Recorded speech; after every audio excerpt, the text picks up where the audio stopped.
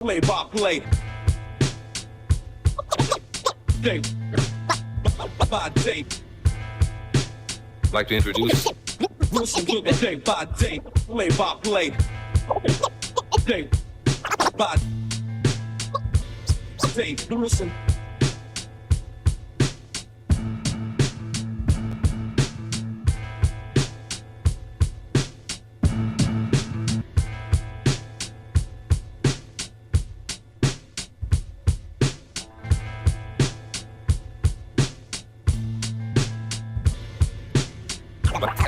I'd like to introduce Listen to the day by day.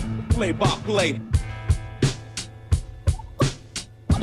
Day by day. I'd like to introduce Listen to the day by play by play. Day by day.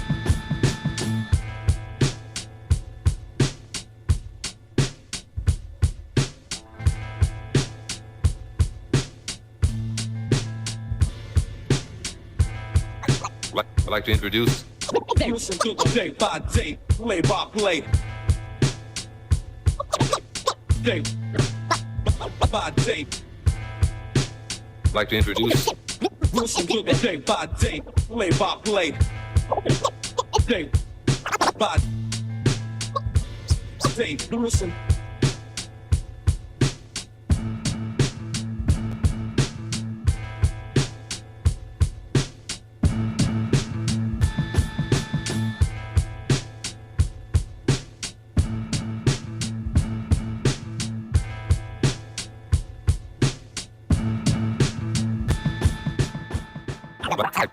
I'd like to introduce Listen to the day by day. The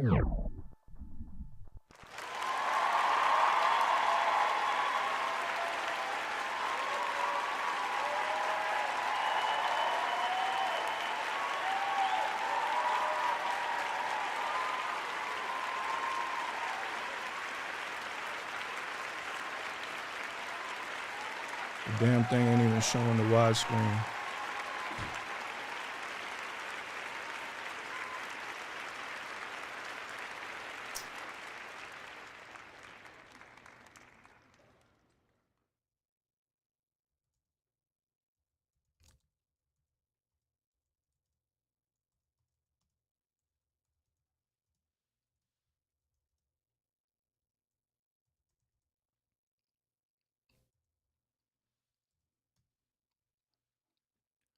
Hold up, y'all. We getting ourselves together. What's up, everybody? Thank you for tuning in. Whether you're on IG, YouTube, we back on IG with it. But, of course, it ain't doing what it's got to do.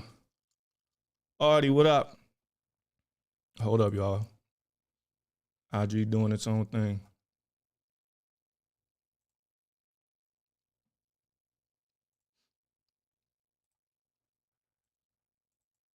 Hold up.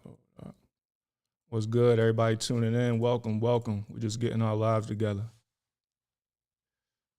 IG don't want me to be great.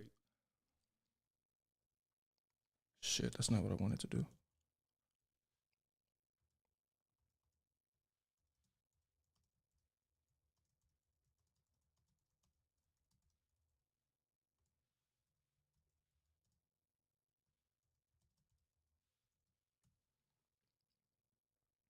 All right, y'all. So here's the deal. Everybody tuning in. YouTube, welcome. I know y'all in the building per usual. What's up, everybody? Here's the deal. If you're on Instagram, you're only going to be able to see a little bit of what's going on. You're only going to be able to see me. If you're on Instagram and you want to view the full experience of photos and videos that will be displayed on the screen, you have to go to YouTube. I thought I'd be good, but I thought wrong. It's not showing the full screen on IG, only YouTube. Let's see. So if you are on YouTube, I highly recommend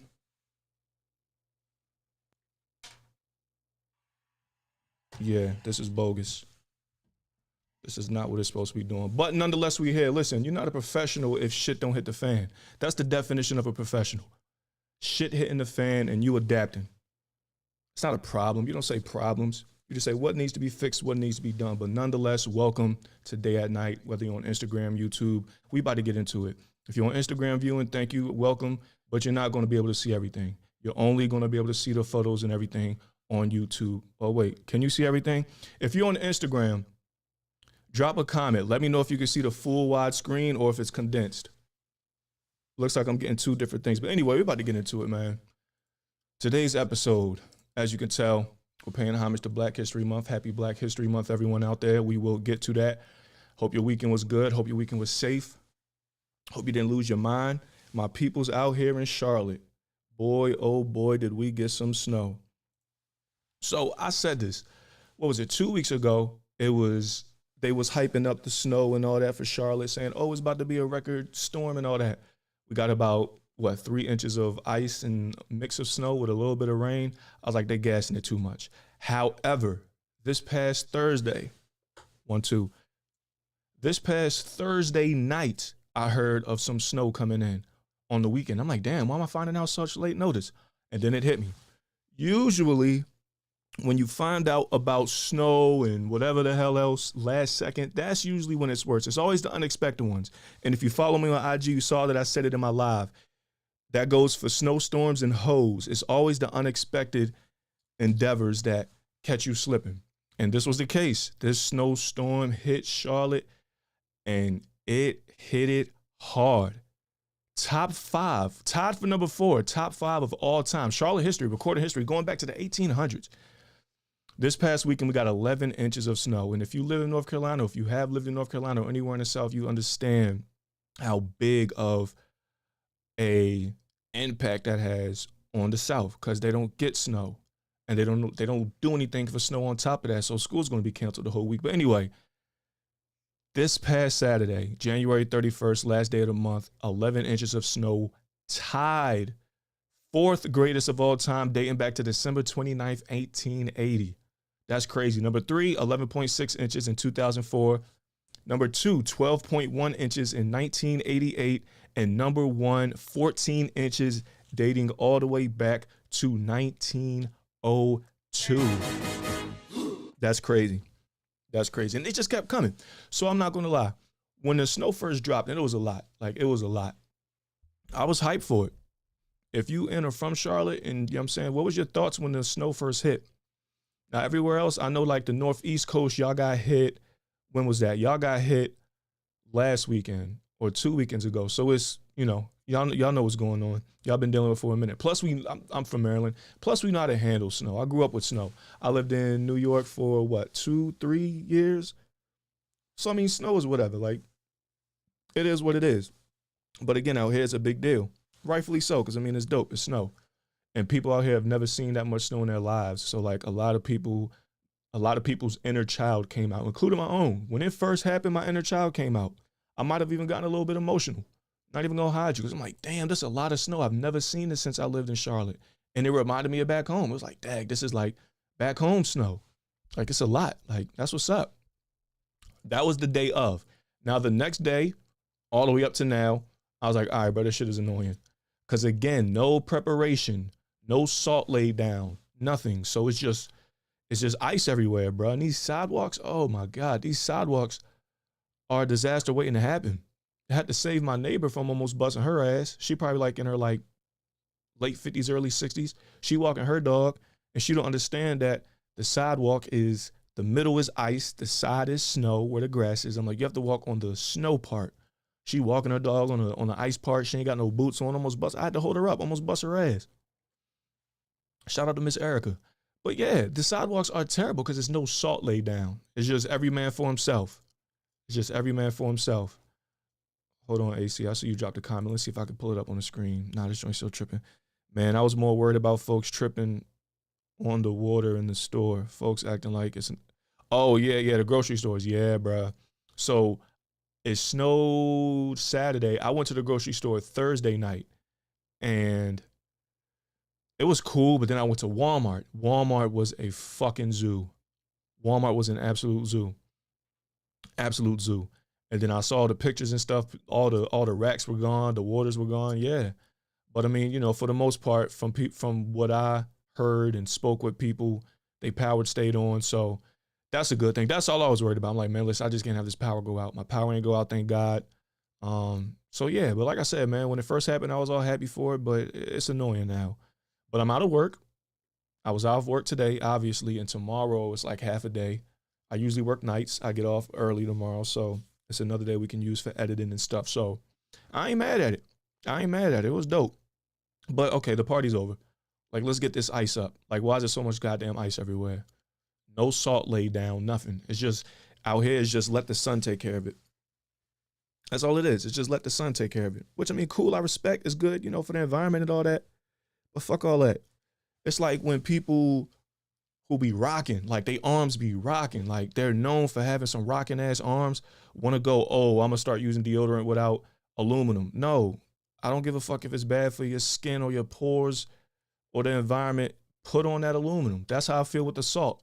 Like, oh, we'll let the sun take care of it. I get it. That's good for the environment. But no, lay down some goddamn salt. And speaking of which, with this snow, ladies. Sensational. Ladies, I saw a lot of y'all, without no shovel and having to turn MacGyver. Shout out to I'll just say D. Shout out to D. She had to shovel her whole driveway with a dustpan. I saw a lot of y'all had nothing and had to pay someone to come do your joint. And then I saw a lot of y'all not having nothing and nobody to even come do it. So your joint is still icy. Ladies and gentlemen, especially my black women and my black men, this Black History Month. So I'm going to keep some facts. Jordan, what up? Shout out to Jordan Jackson, man. One of the funniest in the game, going on tour. He's going to get a part 2 on the podcast very soon. But ladies and gentlemen, more specifically black men and black women, we need each other. We need each other. Like, cut the bullshit out. Stop letting this divide and conquer shit rule us. We need each other. And these past snowstorms proved that to a T. All these women out here without nobody to shovel their goddamn driveway. That's a shame. That's a shame. Y'all want to be strong and independent until it's time to shovel a driveway or reach something on that top shelf in the kitchen. It's a shame. We need each other. Stop letting the Willie Lynch letter live amongst us, my brothers and sisters. And I ain't even playing. I might be funny, but I ain't playing. We need each other. Y'all need men to do men shit, and we need femininity and a woman's touch and calmness from our women. Stop thinking otherwise. Stop letting shit out here poison y'all, thinking otherwise. Or it's your whole life, you're going to be 50 years old with no man shoveling the driveway by yourself because you want to, oh, nah, we don't need each other. Yes, the fuck we do. Yes, we do. I'm tired of it. What do I know? Keep shoveling your driveways. But anyway, let's move on. Like I said, man, very big episode, very big month. This whole month, we're doing a whole series. We're kicking it off, Black History Month. Happy Black History Month, everyone. Shout out, happy Black History Month to my Africans, my African Americans, my Haitians, my Dominicans, my Cubans, my Puerto Ricans, my Ethiopians, my Venezuelans, hell, even my Mexicans. Some of y'all got us up in y'all. A lot of y'all got us up in y'all too. Who else? Cubans. I think I said Cubans, Chileans, ATLians, Baltimoreans, Charlotteans, and everyone else amongst Black descent. Happy Black History Month, y'all. The shortest month of the... Actually, this is like the perfect month. Y'all realize that, right? I filled out my calendar. I'm like, damn, this perfectly fits on the calendar. The reason why this month of this year is a perfect month because it starts on Sunday and ends on Saturday, 4 weeks straight. They said the next time it's going to happen in 2037. So I thought that was dope. This is literally the perfect month. And it's on Black History Month in 2026. I know it's a lot of bullshit going on, but I think that's dope. I think that's a dope way to start it out. I know a lot of people losing their minds. I know everybody broke, all that good stuff, but I thought that was dope. So we in the building. Happy Black History Month. So here's what I'm going to do. We got 4 weeks of Black History Month. We got 4 episodes a day at night. So what I'm going to do is, let's see, what we, okay, I can't see, you know what? Yes, I can. I'm going to do this so I can see IG at the same time. So here's what I'm going to do. Each episode of each month, I'm going to start out the episode. I know I usually start out with sports. Shout out to my, let's call her my PR team. She got on me for not starting with sports last week first, which makes sense. But with it being Black History Month, I'm going to start off every episode with a little bit of Black history acknowledgement, you know what I'm saying, game just on Black History Month. It is Black History Month. And as you can tell, you know what I'm saying, I'm saluting and respecting to the Black Panther Party with my ensemble. I ain't gonna lie. So I got this joint, like I put it together in a day. I'm like, all right, I'm gonna just, you know what I'm saying, boom. And I'm the king of returns. I'm used them 30 days, 60 days if it's Best Buy, because I have that Best Buy Plus. I'll buy a PlayStation 5, use it for 55 days and return it. Done it 4 times. I am the return king. I will return some shit quick. But I ain't returning this. I bought this whole joint. I mean, these the Ray-Bans, you know what I'm saying? These with me. But everything else I bought, the beret, the turtleneck. I don't own no damn turtlenecks. I was like, man, I'm gonna buy this shit and return it. I ain't gonna lie, this shit hard. I might keep this. I ain't gonna hold you. This joint hard. But anyway, I say that to say shout out to the Black Panther Party. So like I said, we're gonna start off every episode with a little bit of acknowledgement to some Black history, because it is what? Black History Month. All right, what we got going on? Who we got up in, what we looking like on YouTube? We looking like on IG. Okay. All right, we in the building. What's up, y'all? YouTube, IG, both welcome. We in the party. We in here. Like I said, okay, let's get to it. So for this week, for Black History Month acknowledgement, like I said, it's only right. I'm saluting the Black Panther Party with my ensemble. So I'm going to give a quick salute to the Black Panther Party. Now, this one really hits home. Baby Jax 322, that looks like a spam username, I should say. But if you're not, then what's up? Hello. Are you of African descent? Black Panther Party. So I'm just going off the top of the head. I'm not ready to hit y'all with numbers and years. I mean, I should have done that, but I'm not, because I'm just going off of what I know. I had to do a report on them my senior year of college at Bowie State University, and my Black History from 1865 to present course, my top 3 favorite courses of all time in college. So Black Panther Party, you know what I'm saying, a lot of people depict them as niggas with guns that was ready to shoot up white folks. I mean, technically that's correct, but they started because they were tired of white folks shooting up black people, killing black people, especially the police and law enforcement and law in general. So what did they do? They exercised their right to bear arms. That's why they had guns and shit. They wasn't doing it just to be on some, you know what I'm saying? Yeah, they were militant, but they were within their rights to do that.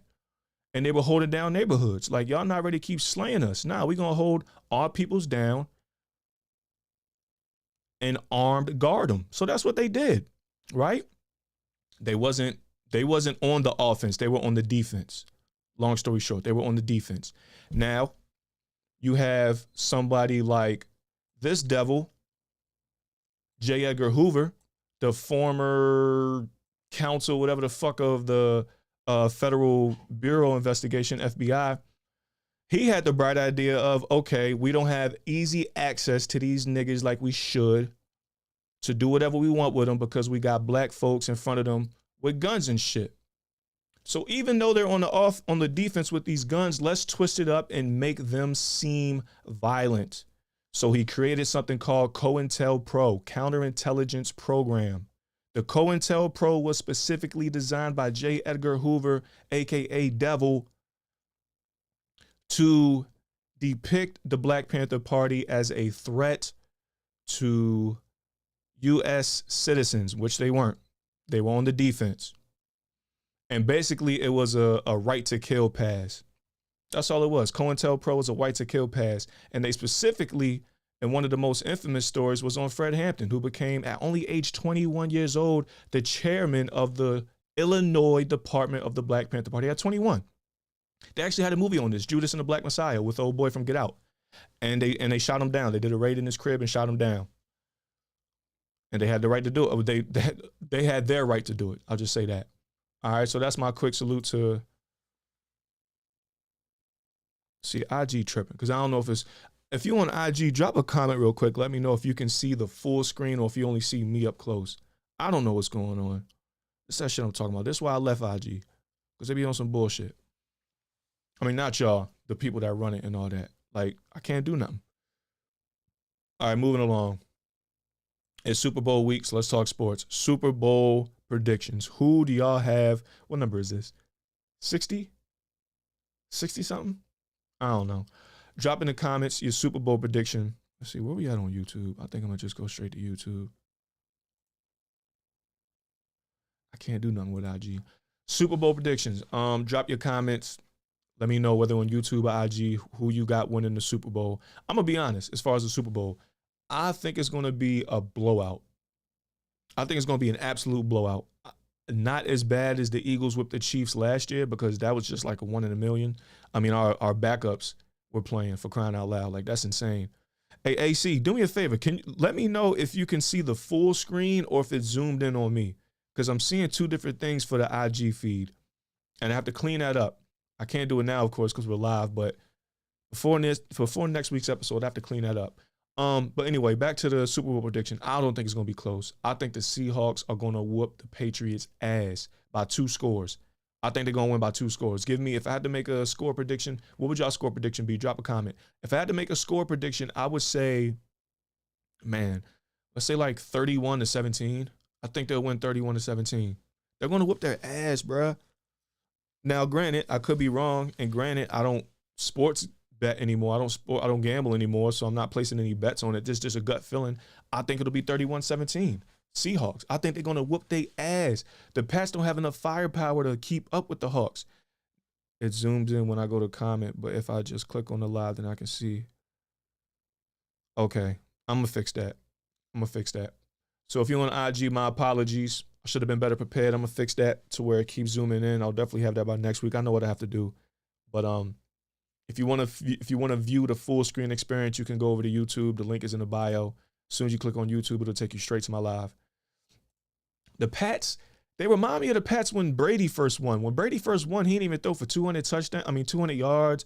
I don't even think he threw for a touchdown. Now, the Seahawks just have too much firepower on offense and defense and special teams. They don't have a weakness. They remind me of us last year. They don't have a weakness. They're great on special teams too. Now, and they have an advantage. They're a West Coast team. They're playing in California. I know those 3 hours, you'll be like, oh, that's no big deal. It is. New England, if you're in New England, if you spend 10 months out of your life in New England and you're used to that East Coast time, then it does make a difference. So they have the time on their advantage. They have a great offense, great defense, and good special teams. They have no weakness. And they're able to score a lot. They're able to stop you from scoring. Even though Rams, you know what I'm saying? But that's individual. That's a division game. That's always going to go like that. I think it's going to be a blowout. I think it's going to be a blowout. But let me know what y'all think. All right. But nonetheless, the Super Bowl is a big game that produces big moments. And we know this. There's been so many moments throughout the years of Super Bowls. There's been a plethora of them. And yeah, that's what it does. So for this week's question of the day, whether you have a favorite football team, whether you don't, whether you saw your team play in a Super Bowl, whether you saw your team win a Super Bowl, whatever it is from whatever team, this week's question of the day is, what is your favorite Super Bowl moment? You can either drop a comment or call in live, 202-599-6992. Call line is open. What is your favorite Super Bowl moment?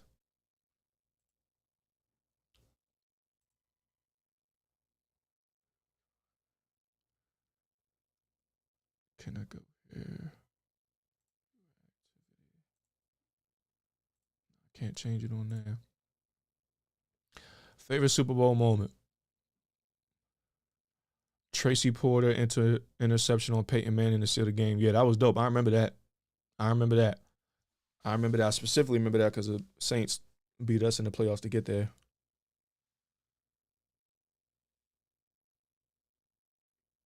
What Roger Goodell talking about? Yeah, that was crazy. Yeah, that was a good one because that sealed the game. And even this one right here on the screen with Malcolm Butler, I couldn't believe that. I don't think anybody. I think that was the worst call in sports history.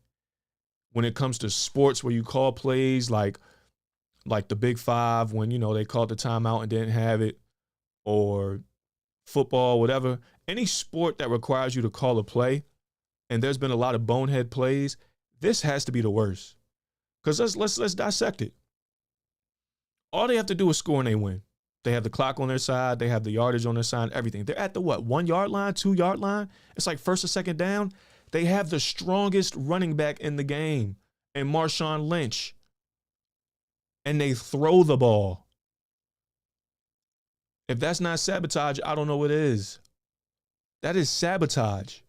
You have Marshawn. His name is Beast Mode. His nickname is Beast Mode. They're at the 1 yard line and they throw the ball. This has to be the worst play call in sports history. They were about to win 2 straight. They haven't won one since. This upcoming Super Bowl next week is going to be their first time there since this game, since this moment. And you know that's all they're going to play. That's all they're going to talk about leading up to it. They called a pass at the 1 yard line. Nasty work. Nasty work. But anyway, shout out to AC. He said the Tracy Porter interception. Yeah, that was a good one. That sealed the game. All right, so I have 2. I ain't gonna lie, I kind of cheated a little bit. My first one as an Eagles fan, no brainer, that Philly special.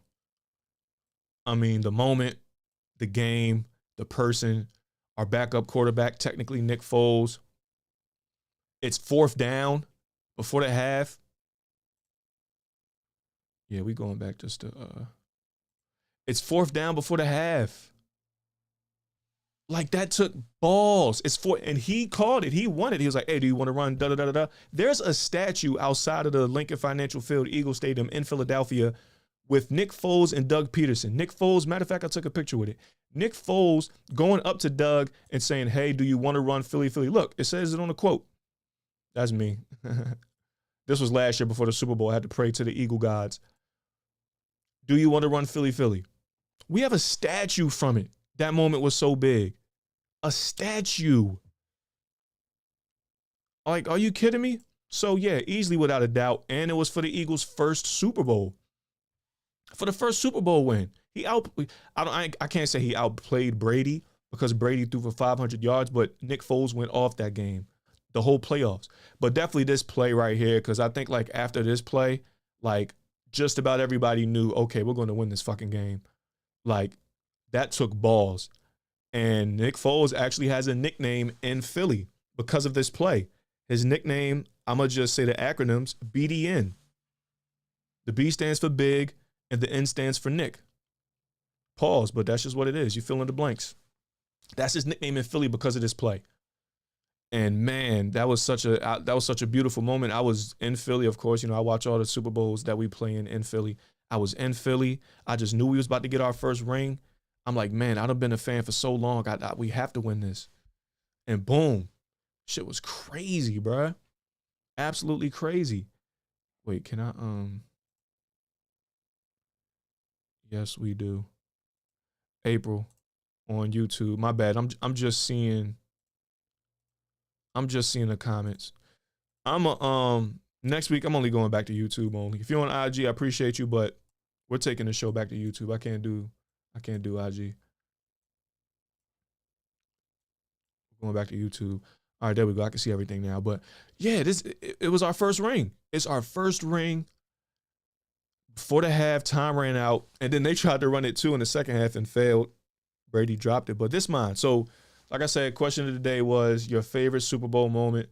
Drop a comment. Let me know what you think before I get to the second one. Your favorite Super Bowl moment.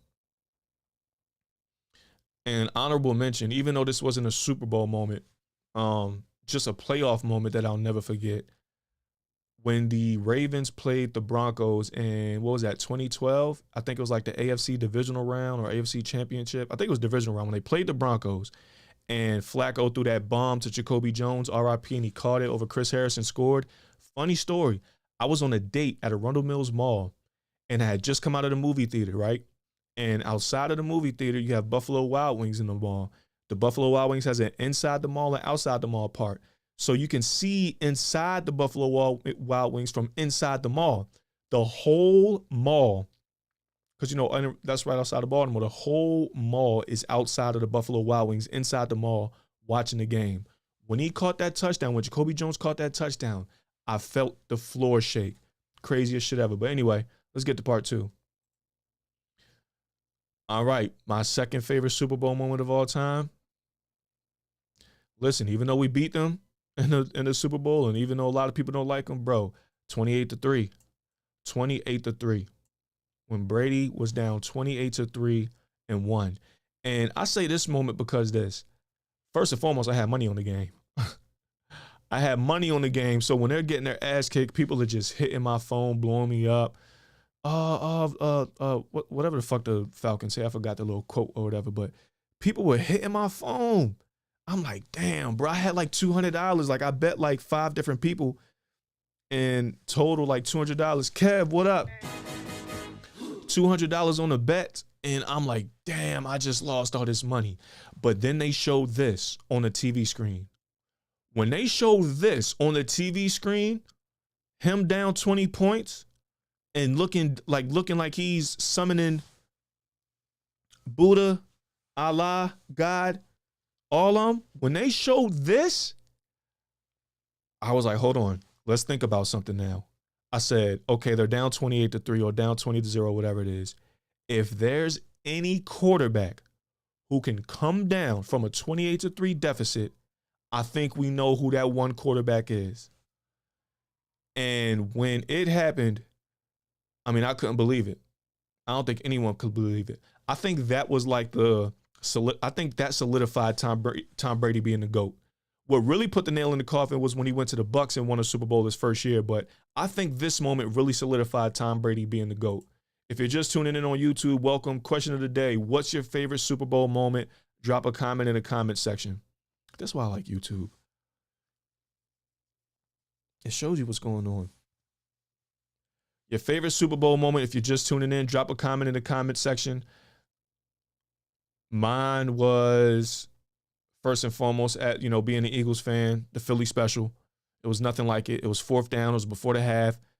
We're rolling the dice with our backup quarterback. We're underdogs. I mean, it was such a great feeling. And then, I said second was Brady when he was down against the Falcons and came back. Drop a comment in the comment section, your favorite Super Bowl moment. But yeah, I had money on it. I had money on it. I just knew I was down $200. I just knew I was down. And lo and behold,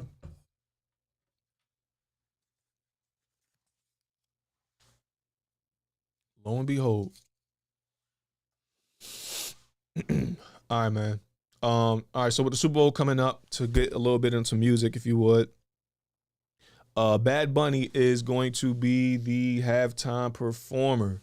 Are you looking forward to Bad Bunny's Super Bowl halftime performance? Yes or no? Yay or nay? Me personally, I don't really care. We'll see what happens. We'll see what happens. I know, like, there was rumors of him wearing a dress to do it. I don't think he should go to that extreme. No need for that. A lot of kids will be watching the game. But, yeah, I mean, I'm not going to say I'm a Bad Bunny fan, per se. But there are a couple Bad Bunny songs that, if you play in the right vicinity, specifically around women of Latina descent, then he turns it up. He turns it up. So I don't really mind, but it's one song, bro. I used to mess with this Dominican chick when I was back home in Maryland. She was the first person to put me on to Bad Bunny. So shout out to forgot her name. But her and her sister put on, I forgot what song it was. But I was like, what the fuck is this? And then they did the beat switch. Mind you, he's speaking Spanish. I don't know what he's saying. But I'm like, yo, this song goes crazy. It's called La Ramona. La Ramana by Bad Bunny goes crazy. I can't play it because copyright purposes, but it goes crazy. AC, what up? Glad you made it over, man. That's my dog. I'm actually editing the tour videos. I finished the first one. I'm doing the bedroom one now. Them joints was dope, man. I appreciate you again for that. Still waiting on the day Kanye gets that halftime slow. Slim chance, but I'm hopeful. Slim chance indeed, brother. And I'm not saying that because I don't want to see Kanye do a halftime performance. I think Kanye would destroy a halftime performance show in a good way. in a bad way too. I think people are scared he would do some shit. Especially recently after him coming after Jewish people the way he did. Come on, man. Again, I think it would be dope. I think Kanye, and I would like for them to give Chris Brown a halftime performance show one day. I think that'll be a really good turnout. Do I think? I mean, Chris, they might give Breezy one. They might give Breezy one. I want to see who's going to do the halftime performance show in Atlanta in 2 years. I think it should be Future, of course. I don't know if they're ready for that type of smoke, but I think it should be Future. Why not? But no, AC, I'm with you. Kanye West doing a halftime performance show, that would for sure, without a doubt, go down as one of the greatest of all time. No doubt. If he's in a good headspace. Hopefully he'd be in a good headspace and he really puts on a great performance. I think he could destroy it. All right, so anyway, with Bad Bunny performing, you know, it's like people that's like, oh, I'm looking forward. People's like, I could really care less. I hope it's good. And Cardi might perform with him too. I hope it's good. I'm not going to doubt him and say it's going to be bad. I hope it's good. Shout out to my Latina brothers and sisters. Shakira and J-Lo, they just performed a couple years ago, and that was good. I love me some Shakira, boy. I remember being in, 4th grade when that Hips Don't Lie video came out. Man. God, it was a wrap from there.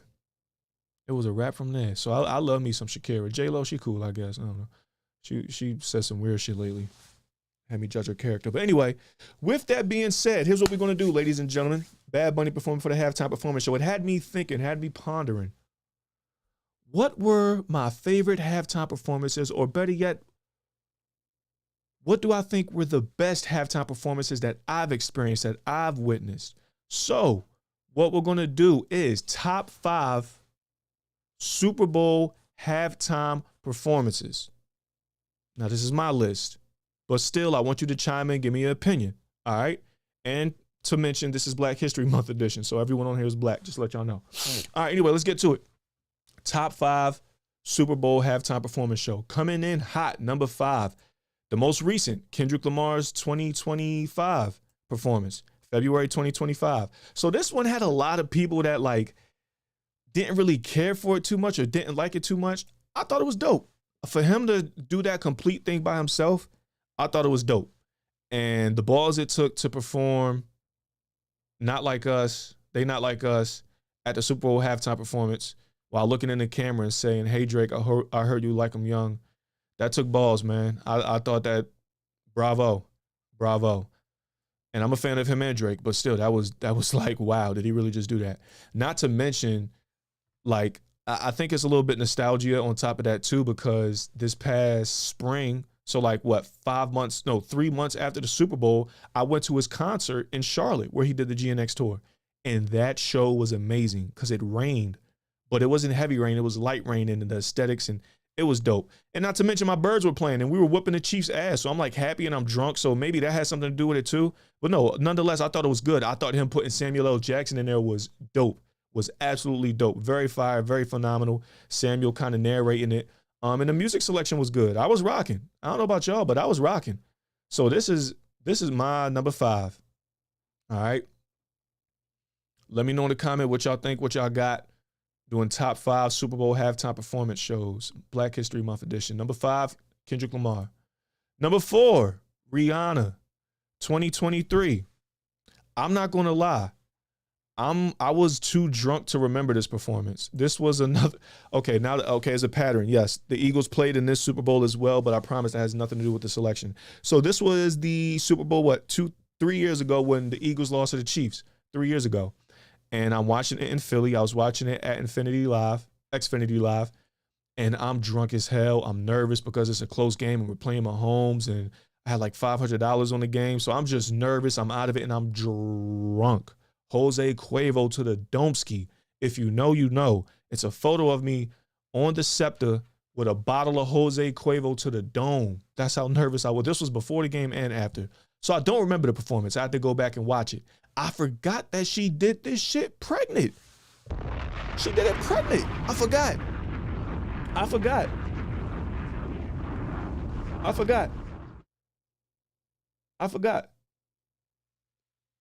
She did it pregnant. I was like, oh, snap. If you're just tuning in, welcome. This is top 5 Super Bowl halftime performances. At number 5, we had Kendrick Lamar in 2025. Number 4, we have Rihanna 2023. Yes, I know those were both Eagles Super Bowl games. I just realized that. I promise that has nothing to do with my selection. Very non-biased. But number 4, Rihanna, it was a great show, and she was pregnant and killed it, and she was up on the thing and a stand and the platform that was rising. I thought that was dope. I thought that was very dope. Great song selection. She looked stunning per usual. ASAP Rocky, we still gonna have to fight about that. But nah, she looked good, man. She killed it. She was preggers. And yeah, so that was a no-brainer, number 4. And someone actually mentioned when I asked my PR team last week, I told her I was doing this. She said Rihanna. I was like, no, because I'm thinking Rihanna in 2012 during the Ravens Super Bowl. No, wait, she didn't. Who was that? Was that Rihanna? I can't remember. But anyway, I completely forgot about this because I was so drunk during this game. I forgot. I completely forgot. So number 4, no-brainer, Rihanna. Number 3, boy, oh boy, do I remember this one. Janet Jackson, Justin Timberlake, February 2004. Coming in hot at number 3. I don't remember. I don't think anyone remembers the performance itself from these two. We all remember the grand finale, right? So in 2004, I was like 10 years old. No, let's see, 9. I was 9 or 10. Let's see. Okay, I was 9. I was 9 years old when this moment happened. I was 9, right? And I remember watching it live, and I remember when it happened, like everyone kind of was like, oh my God. And I didn't know exactly what happened, but I knew I liked it. I'm 9 years old. I'm not, you know what I'm saying? I'm not wilding out. But I remember seeing, like, I still vividly remember the star. It was a silver star, right? I think it was a silver star on the nipple. I remember being like young, and I'm like, yo, damn, I'm not sure exactly what just took place, but I know it, I like it. So that's all I remember. I can't tell you a single song they performed. Nothing. I know it was a great performance nonetheless. I know this takes away from the actual performance. I mean, a titty came out. What do you expect? But it really was a good performance. I just don't remember it. I only remember the grand finale. So that's number 3 for me. If you're just tuning in, we're doing top 5 Super Bowl halftime performances of all time. At number 5, we had Kendrick Lamar in 2025. At number 4, we had Rihanna in 2023. At number 3, coming in hot, we have Janet Jackson and Justin Timberlake 2004. So that's number 3. However, and listen, you know America, especially American men, we love titties. But not even a titty is good enough for Janet to outshadow her brother. Drop it. Give me another one. Number 2. The number 2 greatest Super Bowl halftime performances of all time. Coming in hot, we have the king, the prince. No, not the prince. Prince is the prince. The king of pop, Michael Jackson, 1993, where it all started. He was the first one to really do the spectacular Super Bowl halftime performance thing. Because before that, it was Weak Sauce. And the story on it is dope. I'm not going to spend too much time, but In Living Color, the sitcom show with the Wayans Bros and everyone else in it, all legends. In Living Color did a halftime performance in 92, I believe, that was so great that everyone tuned into it. So the football media networks are like, wait, why are people tuning into their shit during our halftime? What's going on? We have to never let this happen again. We can't let the people leave the media, go from one network to another to watch something during our halftime show. So they called the big guns. They called MJ in 93, and he killed it. So that's a, you know what I'm saying, dope story y'all should check out, look into. That's how this whole thing even started with halftime performance shows. But anyway, Michael Jackson, easily, you know what I'm saying, is his infamous intro where he rose up from the stage and just stared for like 3 minutes, and girls were passing out and taking their drawers off and shit. It was crazy. It was really crazy. Gotta see number 1 because Mike at 2 is crazy. I'm glad you said that, brother. I'm glad you said that. I know a lot of people would feel the same way. I know a lot of people would feel the same way because it's the king. It's the king of pop. It's Michael Jackson. He had arguably the greatest Super Bowl halftime performance of all time. How can you beat that? Before I reveal number one, I need y'all to let me know in the comment section. Who do you think is number one? Who do you think I'm going to say had the greatest Super Bowl halftime performances ever? Who's left? Diana Ross, Stevie Wonder, Prince, Kendrick with 50 Cent and Eminem and everybody, and Dr. Dre, Lady Gaga, Katy Perry. Who could be number one? If you're just tuning in, this is top 5 greatest Super Bowl halftime performances of all time. Let's run down the list again before we reveal number one. So at number 5, we had Kendrick Lamar, 2025, the most recent. At number 4, we had Rihanna, 2023, Pregnant and All, absolutely killing it, absolutely stunning. Janet Jackson and Justin Timberlake, 2004, coming in at number 3 with the infamous finale, The Silver Star. If you know, you know. And at number 2, we had the king of pop, Michael Jackson. Who do y'all think is worthy of being number one?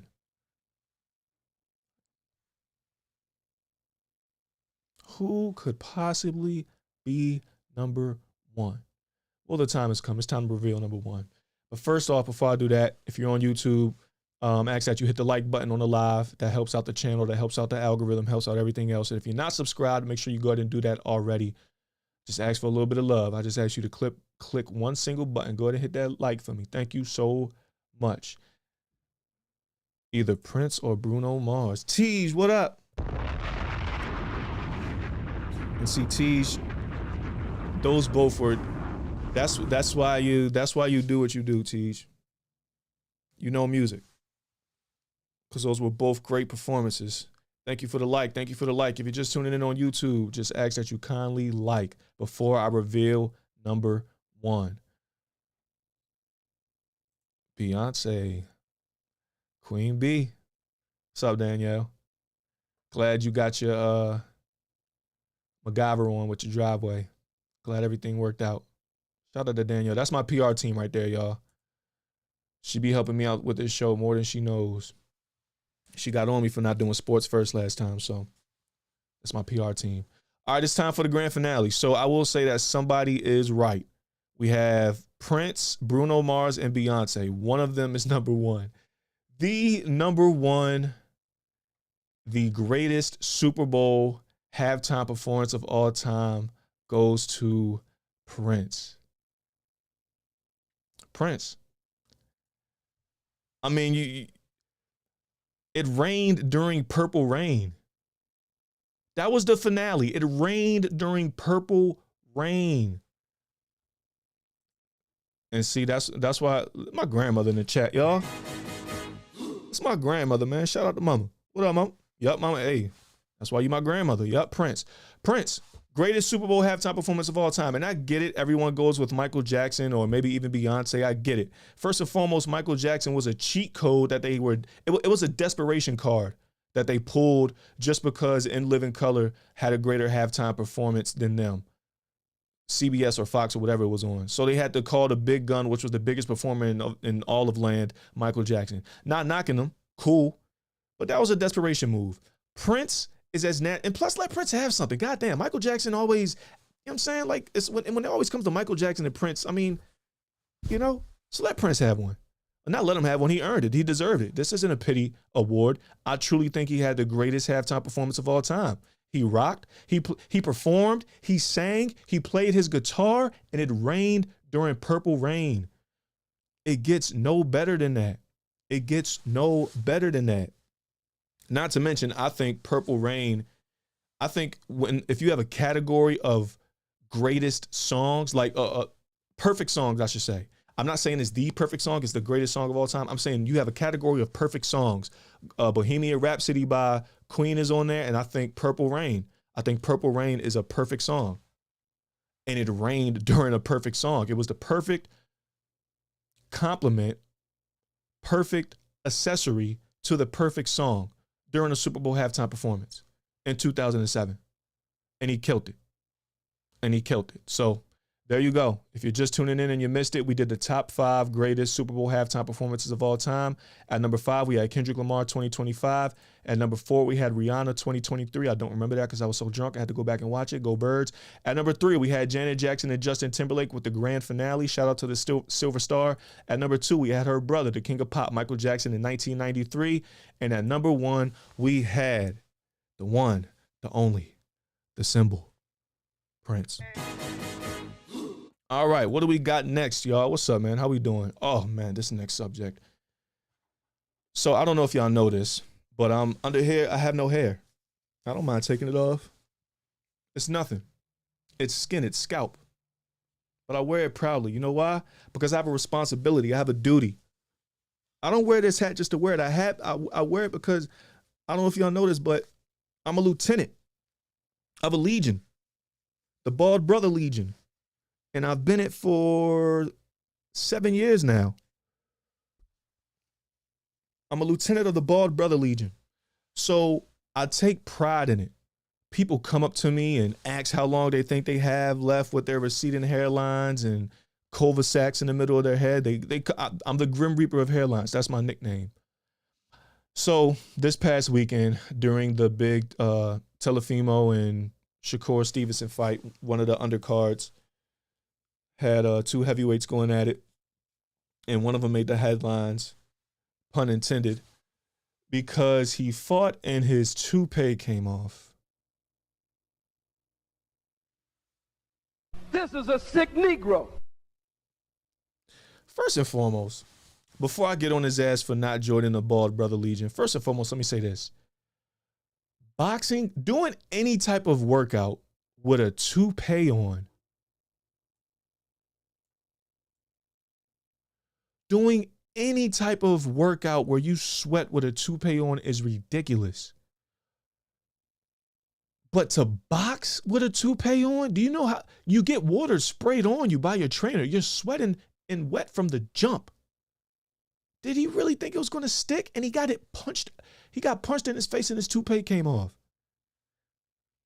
Now, luckily, I forgot his name, but luckily the brother made like a joke out of it at the end of the day, and he ended up winning his fight.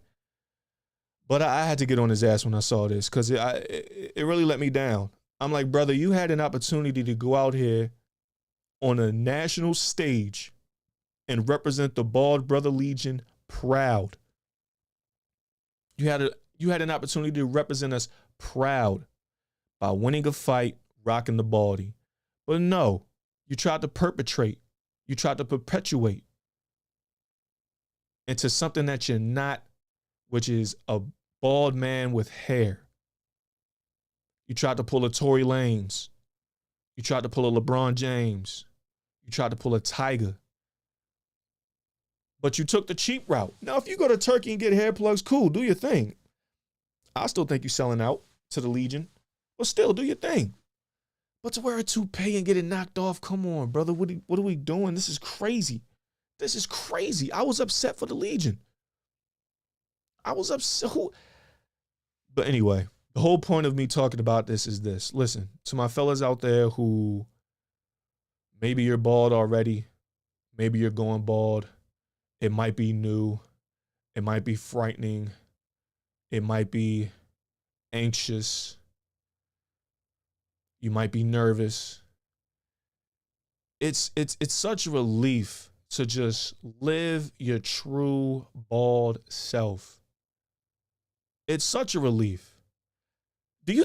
How do you think this dude felt when he got punched and felt a gust of wind go across the top of his head and he knew exactly what it was? How do you think he felt? Do you think he felt good?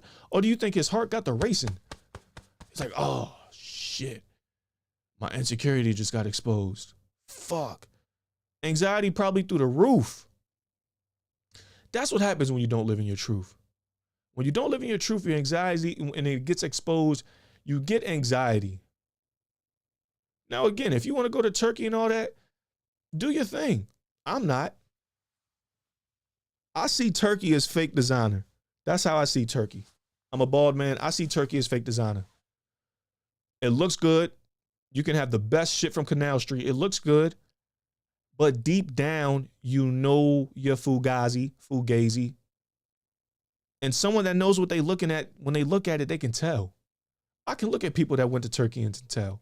It's not the same. It's thin. And do your thing. But I'm gonna clown you. You can't get not clown. I'm gonna still clown you.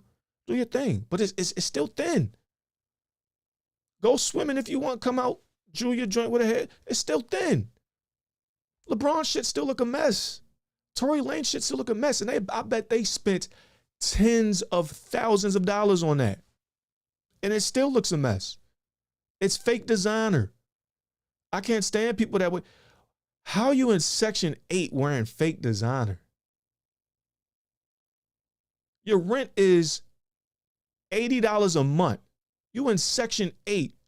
It's 2026. You drive a 1998 Honda Civic with a missing catalytic converter, but you want me to think you have a real Gucci bag? What are we talking about? That's how I look at the ball joint. That's how I look at turkey and toupees. That's how I look at it. And I know people could be like, "Oh, you hating because you can't afford it." Listen, it don't matter. I can't do it. Plus, I'm not gonna lie. I've gotten a lot of compliments on the bald head, but when I was going bald, I went through so much trying to hide it. I know what the anxiety feels like. I went through so much trying to hide it that when I said forget it and just freed myself, it was such a great feeling that I'm like, I want my fellow bald brothers to feel this. That's why I started the Legion, the Bald Brother Legion. This was before BBLs were popping. In 2018, 27, I went bald in 2018. I started the Bald Brother Legion. This was before BBLs. I should have trademarked it. I should have trademarked the acronyms. So I'm just telling, man, listen, don't be this guy. Listen, because here's the thing. If dude would have just went out there without it just bald, wouldn't nobody have said nothing? Nobody would have said anything. It would have just been another brother fighting another brother who was bald. There's two bald brothers fighting. Wouldn't nobody think nothing of it? But the fact that you do this, it points it out even more. If you got the Kovac and you try to keep the hat on and you go to the club and they be like, "Oh, no hats," and you walk off with an attitude, it points it out more. As opposed to just going, rocking your natural self wouldn't nobody think nothing of it, I promise. Nobody thinks nothing of it until you try to hide it. That's when people be like, "Oh shit, wait, he must be trying to hide something. He hasn't taken off that hat in over 2 years. He must be trying to hide something." Now they want to see it. And the stress and anxiety is just building on more and more. Now they want to see it. Now it's been 3 years and the anxiety is a ton on your shoulders because you ain't just want to take one day to let the world see you. And I'm telling you, if you bald, all you got to do is hit the gym. That's all you got to do. Even if you don't have a beard, I think the beard is the ultimate cheat code if you're bald. But even if not, just hit the gym. I'm not saying you have to be yoked up, but don't be a twig and be bald. That's weird. Gumby with a bald head, but just something. Tupac was a small dude, but he was like chiseled and he had the bald head.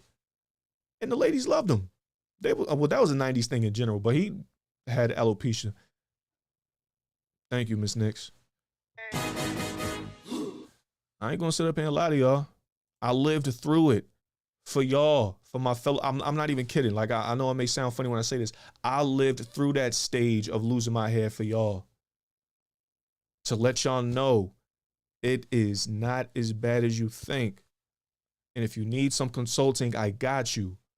You need me to keep it a buck and tell you how much hair you got left because your barber ain't, because he wants you to keep coming to him. If you shave your head, you don't need your barber anymore. You need him. I go to the barber once every 2 months to line up my beard. That's it. So your barber, he wants you to keep coming. So he's not going to tell you. So, "Oh yeah, you good, baby, you good. You want me to hit some spray on it?" He wants you to keep coming. So he's not going to tell you. Luckily, my barber told me because that was family. But your barber ain't going to tell you. It's called alopecia for women, bald for men. I'm just telling you what someone told me. Someone told me Tupac had alopecia. That's what I always said, just losing his hair. I've never heard men having alopecia until someone told me that. But anyway, yeah, your barber wants you to keep coming. So and then your family, of course, your family ain't gonna tell you, you know what I'm saying? Your mom and your grandmother, they gonna tell you that you good, baby.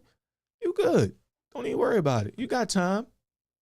My grandmother, that's who she is. She might be tuning in. That's her heart. That's the type of person she is. She never looked at my hair and was like, Dad, you gotta let it go.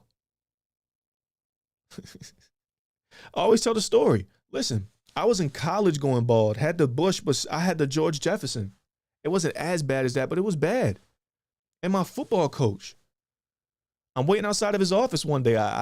It's college, so I'm tired. I'm taking a nap. I have my head in my lap like this outside of his office before a meeting. He walks by. He's like, hey, dog, let it go. Let it go. That was the best thing I could have ever heard in my life. I was like, you know what? Okay, it's time. As soon as I turned 23, I said, Jordan year, Jordan look, shaved it.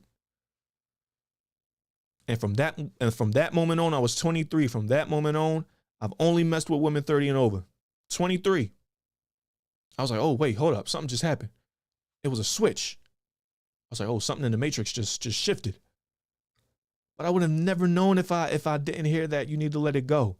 So I am to you, my bald brothers out there, what my football coach was to me. Shout out to Coach Sewell. I'm going to keep it a buck with you and let you know the truth on it. Keep yourself uptight. Have some confidence. Be smooth. Hit the gym. And it don't matter what your head shape is. You can go bald. Stop flying to Turkey and burning your scalp. That shit looks insane. This is a sick Negro. Them turkey joints be afterward. Like, what? I'm not going through that. Because what if they do it wrong, you're screwed for life, worse than you were before the surgery. It's not a guaranteed success. I want to see some crazy results. And like I said, LeBron shit look crazy. I don't care. He could be the second greatest, yeah, I said it, second greatest basketball player of all time, but his shit look crazy. Tory Lane shit look crazy. And I'm sure they spent 50 bands on their shit, and it looks crazy. And this is a damn shame. This picture right here. You's a freaky ass nigga. This is a damn shame. Now, of course, he ended up joking it off at the end. He had to. What other choices he had? But this is a damn shame. G, what up? He said LeBron is the GOAT. His shit do look terrible. I told you, I'm telling you, LeBron don't look terrible. And I'm sure he spent at least $50,000 on it. Listen. All right, man, keep going to Turkey if y'all want. And listen, not only that, I don't know if y'all noticed, my people on social media, Bron the GOAT, I don't know if y'all noticed, but hey, listen, man. Bald making a comeback. I mean, we never left. We never went anywhere, but Bald, they loving the Bald brothers. They loving us. They loving us. Every other day I see a meme or a video of a woman talking in the camera, talking about something. You know what I really love? A bald black man. My head gets licked.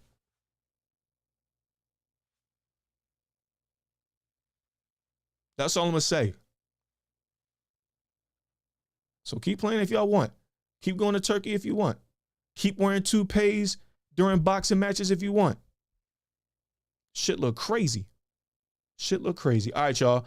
Last topic of the night, and I saved it for last because we're going best for last. So we're just going to get straight into it. I've been seeing toupees at a premium.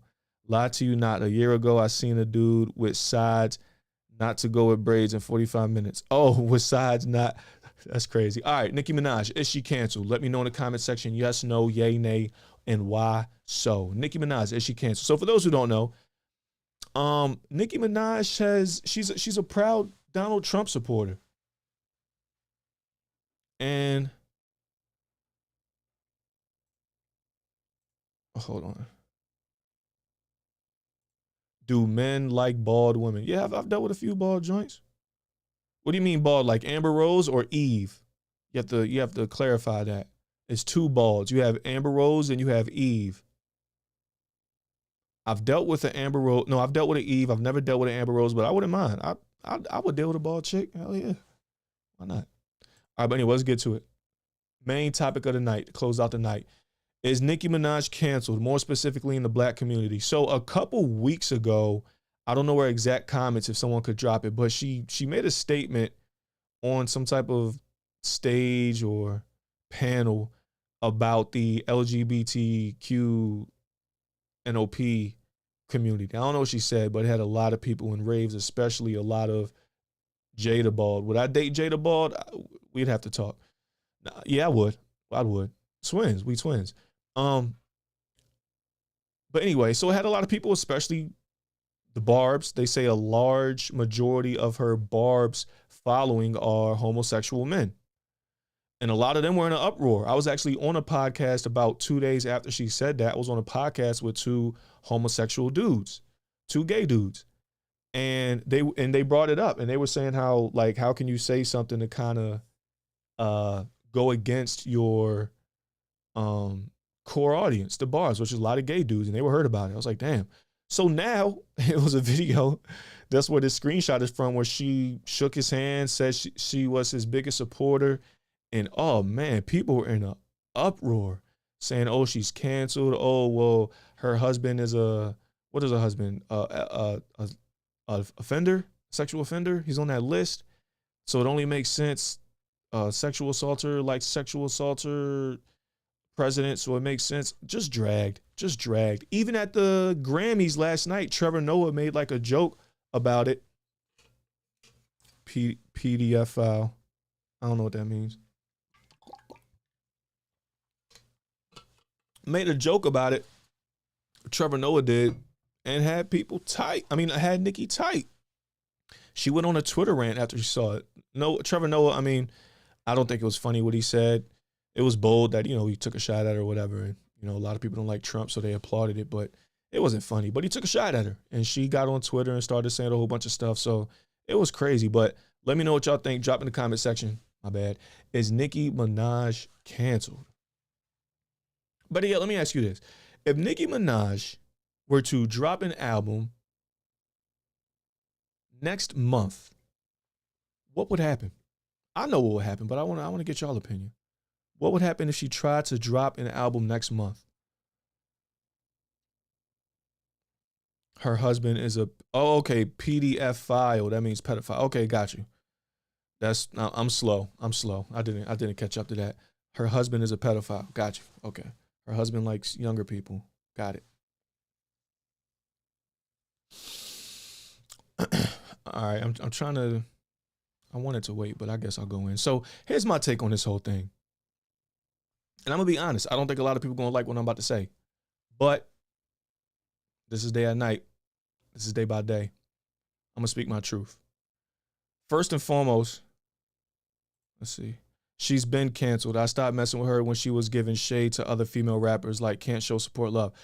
Yeah, so Nicki definitely seems to always come at like female artists like on Twitter. Like, yeah, she did do that a lot.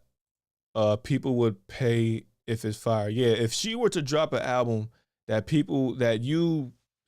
someone from a time machine came back and said this is going to be as good as her Pink Friday album, which is arguably her best one, people will still buy it and play it and stream it and all that good stuff. Here's my whole take on this thing, right? They still play R. Kelly and Marvin Gaye. Not sure what Marvin Gaye did, but R. Kelly, absolutely. Absolutely. White people still love Elvis Presley. Here's my thing on this whole thing. I did, first off, I was like, okay, she's there because she's making an announcement of some type of donation that she's given. And Puffy, yeah. Some type of donation that she's given to Trump's whatever. So I was like, well, what is it exactly? So the Grammy-nominated star attended a summit on Wednesday with President Donald Trump and Treasury Secretary Scott Bessent to promote Trump accounts, also known as Section 530A accounts, which are a type of individual retirement account designed to encourage early wealth building. And Nicki went on to say that it was, a good move for the youth, for the children.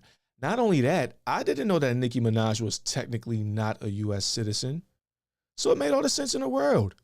She's playing the game. She's paying to play. She's trying to get her citizenship together. I didn't know she wasn't a U.S. citizen. She's technically not a U.S. citizen. Correct me if I'm wrong. If my research was off, please let me know. And she donated to something, you know what I'm saying? Said, oh, if I would have had this, then life would have been different. Okay, cool. Listen, here's my thing. Is she canceled? I don't really care if Nicki Minaj is or isn't canceled. I really don't care. I think that I'm gonna just speak my truth. I think that a lot, I don't think that, I know that a lot of people hate Donald Trump. And hate is a strong emotional word. Literally, if you hate someone, when you think of them, your blood boils. And a lot of people feel that way about Donald Trump.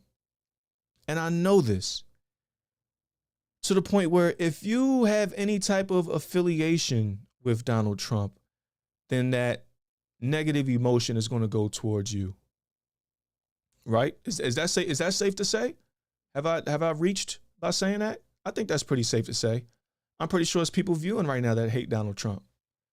I don't hate nobody. Do I think he's an animal? Yes, he's done some very petty things. He's done some, you know what I'm saying? He's whatever you want to call it. I'm not saying I support him. I'm not saying I voted for him. Watch your mouth. I don't hate this person. I don't hate anybody. Because to hate somebody, you have to go through emotions just to think about them. You get upset. You go into a negative state when you hate somebody. So I don't hate nobody. If anybody completely corrupts or disrupts or abrupts my frequency, I remove myself from that person's energy, presence, all that. Right? And again, people say, oh, well, he's a convict. So is your favorite rapper. So is 50 Cent. But you still on his IG laughing at every post he make, talking about some, oh, this is the king of beef. I just say all that to say this. Listen, when it comes to Donald Trump, one thing I've noticed going back years ago, I'm not even going to lie. I even witnessed this with my grandfather, rest his soul. When I worked at the Dowd Y, it was a dude that came in every single day and would talk about how much he hated Donald Trump, and he would get worked up and upset about it. And I never asked him because he was an old stubborn dude, so I know he wanted to hear it. But I used to tell myself, like, I'm like, bro, do you think who's winning in this situation right now?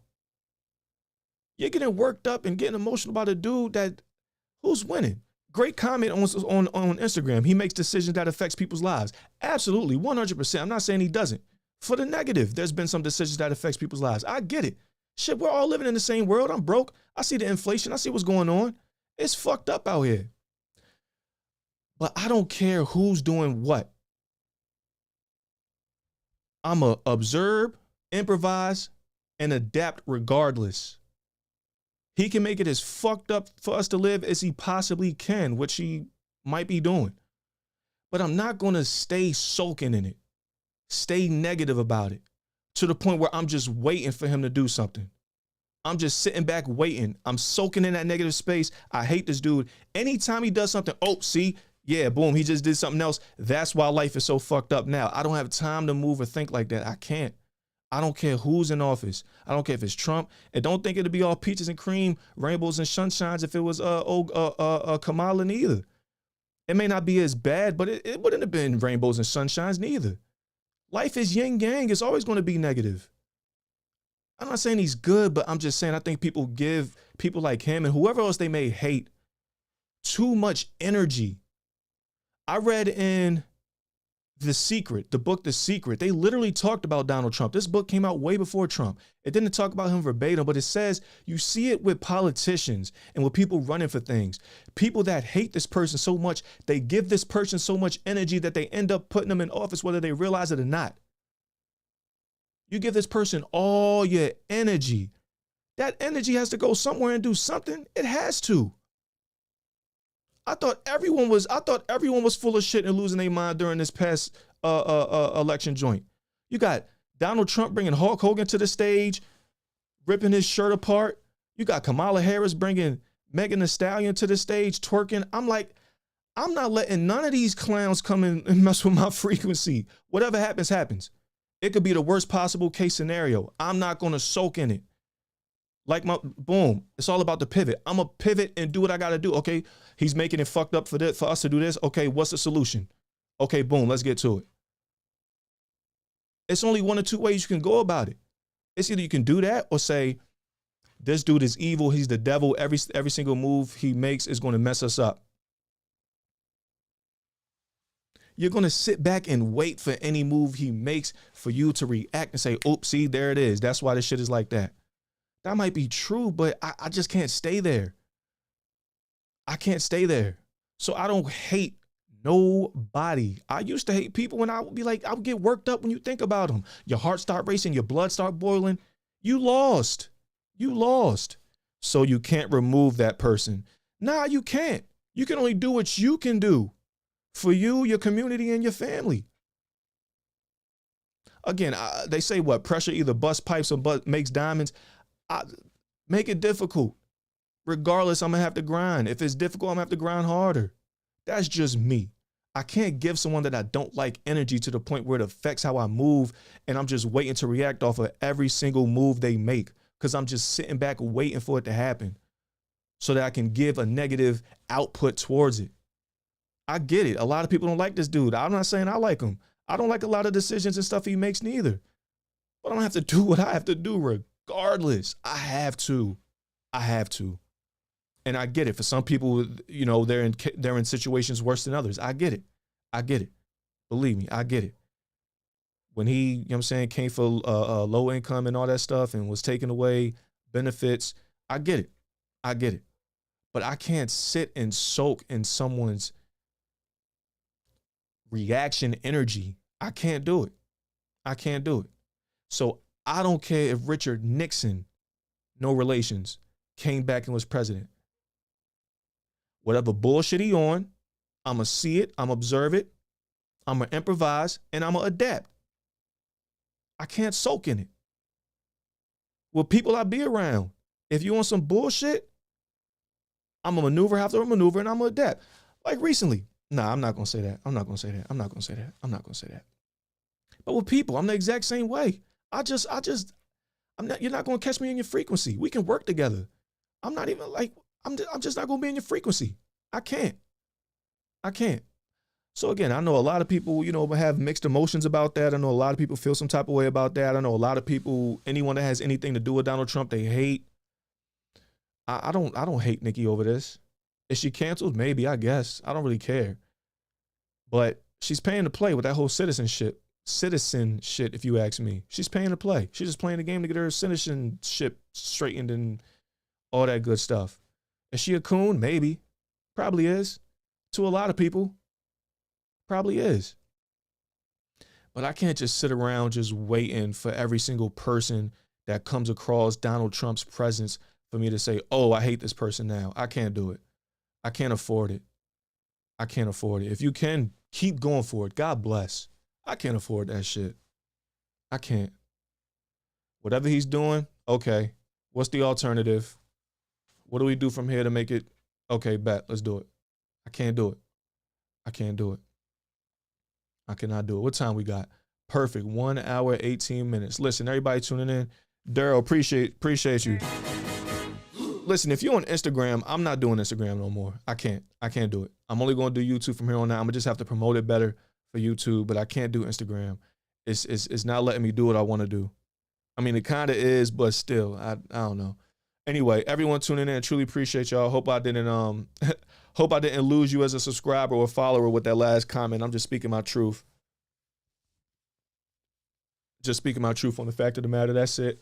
Whether you're watching YouTube, Instagram, truly appreciate y'all for tuning in. If you dropped any type of comments, truly appreciate y'all for tuning in. Desi's not in here right now. She's outside. Well, not outside, but she's out in the living room laying in her cage. But thank y'all. Make sure that you like this video. Subscribe to the channel on YouTube if you haven't already. But most importantly, like this video. It really helps with the algorithm, push it out and everything. I'll be back next week. If you didn't catch the beginning, this is Black History Month. That's why I'm dressed up as a Black Panther. Well, not dressed up. That's why I'm representing. I'm not going to say dressed up because that sounds like a costume. This is official. Representing and, shouting out Black Panther Party. 4 weeks of Black History Month. Each episode, I'm going to represent a polarizing, a impactful black figure. I have all 4 weeks laid out, and I'm excited to do it for y'all. So next week gonna be back, and y'all gonna like the one I got for y'all next week. All right. I ain't gonna lie, I might keep this outfit though. I might keep this. Like the jacket and the turtleneck and the beret. I was like, I might return, because listen, I'll return stuff quick. I'll use them 30 days quick. I'll return something on the 29th easily. I did it 4 different times with a PlayStation 5. 60 days actually, because with Best Buy Plus, you get 60 days to return. So I'll return stuff quick. My intentions were to return this, but I'm not going to lie. I might hold on to this joint. And then the shades just bring everything together. I might hold on to this joint. But seriously, appreciate y'all for tuning in. If you're in Charlotte, be safe. The sidewalks are still a mess. Some of the roads are still a mess. You know, they just let the sun melt everything away. It hasn't been doing it fully. The snow was fun the first night, but now it's kind of annoying. You know what I'm saying? I'm slipping, just trying to walk to my car and stuff. So be careful. Wherever you are, if you have snow, be careful. We're back next week. Make sure that y'all tune in. YouTube only, not doing Instagram no more. Happy Black History Month, everybody out there. Happy Black History Month to my Cubans, my Chileans, my El Salvadorians, some of my Mexicans, my Haitians, my Dominicans, my Puerto Ricans, my Africans, my African Americans, my Baltimoreans, my Charlotteans, North Carolinians, wherever you at, wherever you from. If you have what's a run drop rule? If you have one drop in you, happy Black History Month. This is literally the perfect month. This month starts on a Sunday, ends on a Saturday, 4 weeks straight. It's titled The Perfect Month. This isn't happening again until 2037. I think that's dope. All right, y'all, I'm out. Appreciate y'all for tuning in. Like this video, please, please, please like this video on YouTube and subscribe if you haven't already. Back next week, Monday, 8 p.m. sharp. See y'all then. Peace.